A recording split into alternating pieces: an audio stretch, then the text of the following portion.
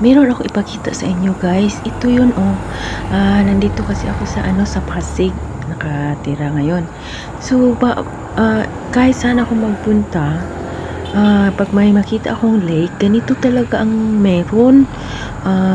Hindi ko makikita yung tubig.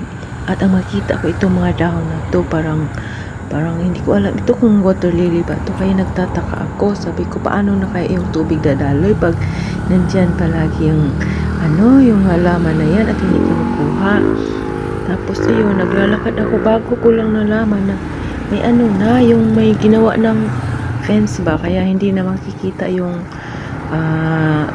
tuloy-tuloy na lake na yun, yung tubig na yun, yung halaman na yun.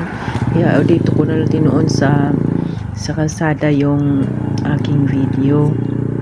Pero ayun, lagi kong naiisip paano na kung babaha or kung ba, lalakas ang ulan, tapos nandoon yung halaman na yun, diba, sa gabal yun sa pagdaloy ng tubig, at saka hindi namin alam kung may mga basura doon. Kaya sana, hindi ko alam kung yan, bakit lahat ng lake ay mayroong ganyan.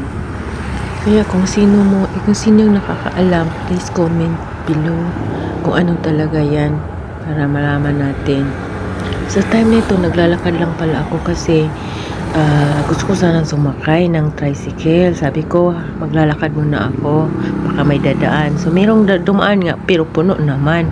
Iba kasi dito, pag merong puno na tricycle, yung tricycle ba puno, saka naalis pag puno, yun, mura lang siya. Pero meron yung tricycle na special. Okay, thank you for watching and please subscribe my channel. Thank you. Bye-bye.